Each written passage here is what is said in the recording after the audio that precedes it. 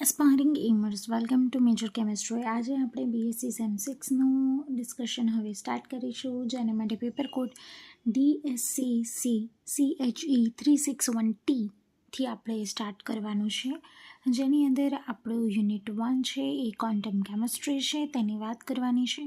Question 1માં આપણને પૂછ્યું છે કે ડીજનરેસી એટલે શું?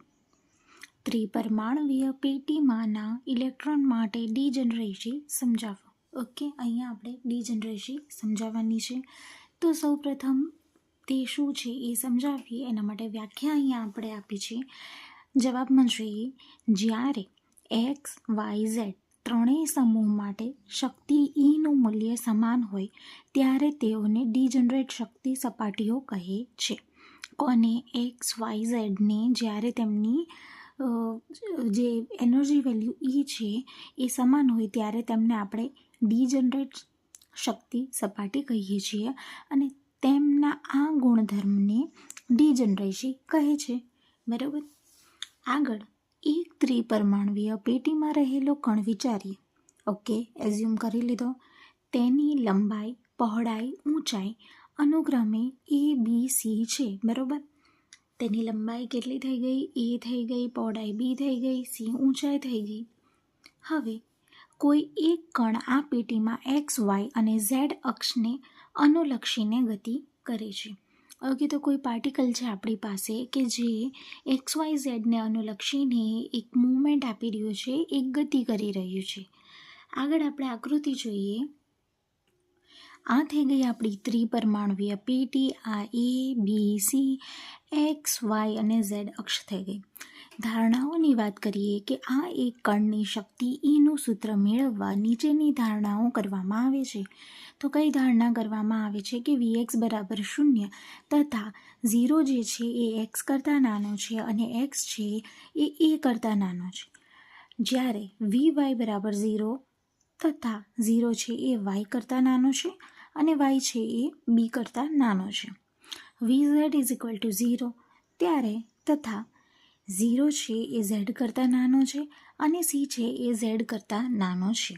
પેટીમાં રહેલા કણની શક્તિ મેળવવા શ્રોડિંજર સમીકરણનો ઉપયોગ કરવામાં આવે છે. તો હવે આ શક્તિ મેળવવા માટે આપણે શ્રોડિંજર સમીકરણનો ઉપયોગ કરવાનો છે.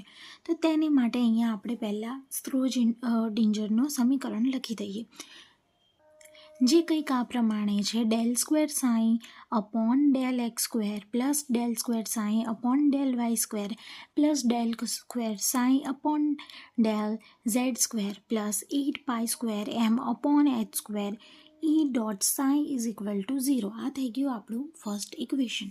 આગળ જોઈએ, સાઈ વિધેયને એક્સ વાય ઝેડ એમ 3 સ્વતંત્ર ચલ છે.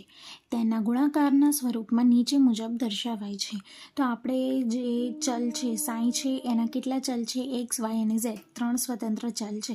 તો આપણે જ્યારે સાઈ એક્સ વાય ઝેડ એવી રીતે લઈએ છીએ તો એને x x, y y, z z એવી રીતે રિપ્રેઝેન્ટ કરી શકીએ છીએ. આ થઈ ગયું આપણું ઇક્વેશન નંબર 2. હવે સમીકરણ 1માં સમીકરણ 2 પરની સાઈની કિંમત મૂકતા આપણી આ જે વેલ્યુ છે ઇક્વેશન 2ની એને આપણે ઇક્વેશન 1ની અંદર મૂકી દઈએ તો આપણાને કંઈક આ ટાઈપનું ઇક્વેશન મળશે કે y y z z del square x x upon del x square plus x x z z del square y y del y square plus x x y y del square z z upon del z square plus 8 pi square m E upon h square x x y y z z is equal to 0. આ ટાઈપનું કંઈક equation છે. હવે આ જે equation છે તમારે main તો પહેલાં 2 ઇક્વેશન પાક્કા યાદ કરવાના છે. શ્રોડિંજરનું સમીકરણ તમને યાદ હોવું જોઈએ. એ પછી તમારે આ પણ થોડું યાદ રાખવું પડશે કે સાઈ છે એ એક સ્વતંત્ર વિધેય છે, પછી એનું ઇક્વેશન યાદ રાખવાનું અને આવી રીતે કિંમત મૂકવાની છે. એક્ઝામમાં કન્ફ્યુઝન ના થાય એટલે પહેલાં જ આને લખીને પ્રેક્ટિસ કરી લેજો.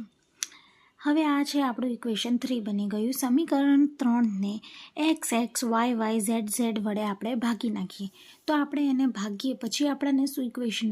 આપણું નવું ઇક્વેશન કંઈક આ ટાઈપનું હશે: 1 upon x x del square x x upon del x square plus 1/yy del square y upon del y square plus 1/zz del square zz upon del z square plus 8π² me upon h square is equal to 0.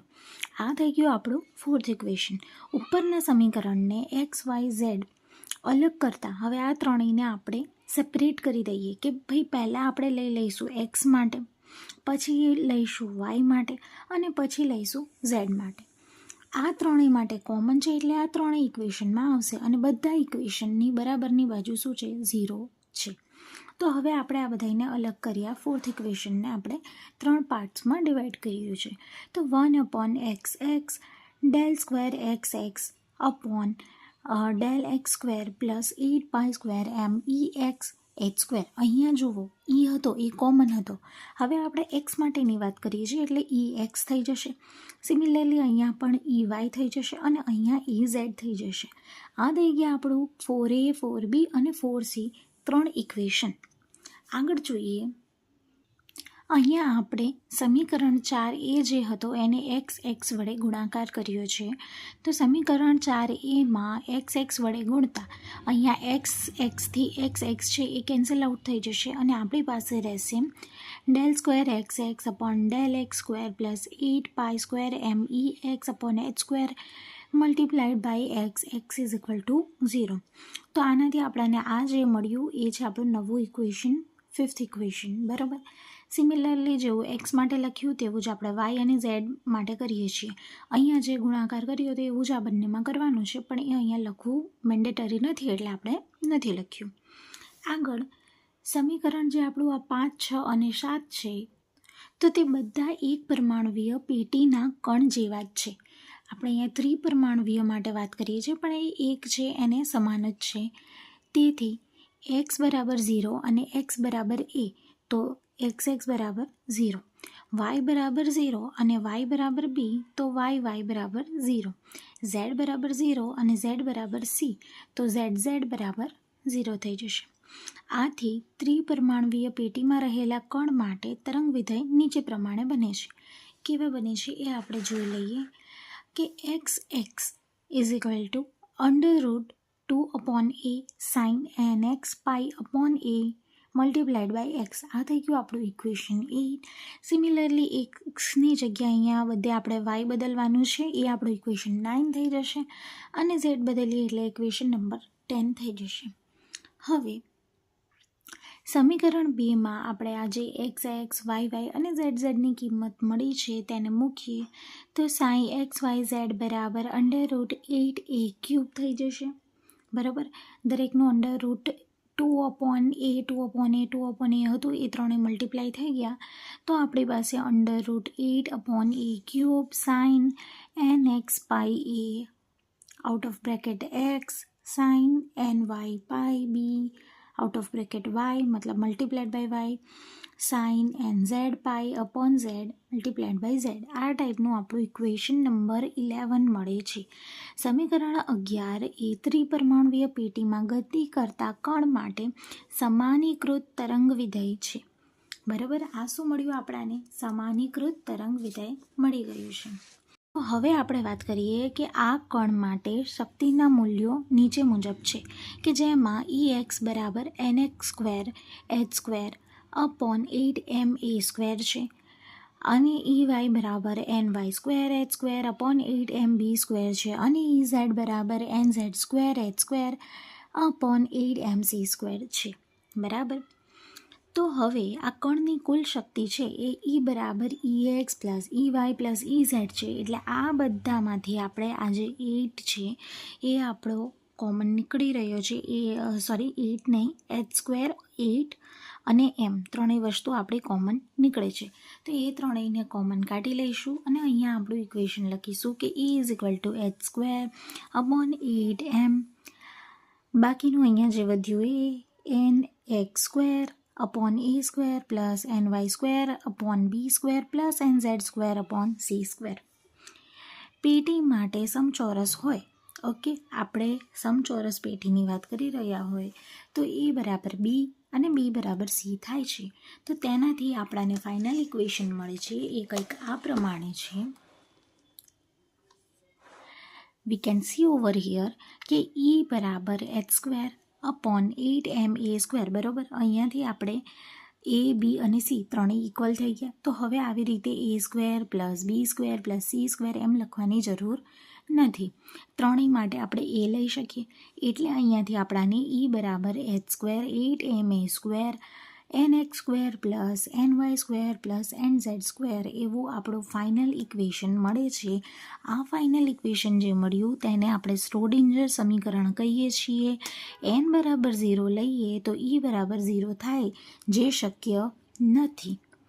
સૌથી નિમ્ન શક્તિ ધરાવતી શક્તિ સપાટી nx બરાબર ny બરાબર nz બરાબર 1 થશે, બરાબર. n બરાબર 0 આપણે નહીં લઈ શકીએ, એટલે ઓછામાં ઓછું nની વેલ્યુ શું હશે?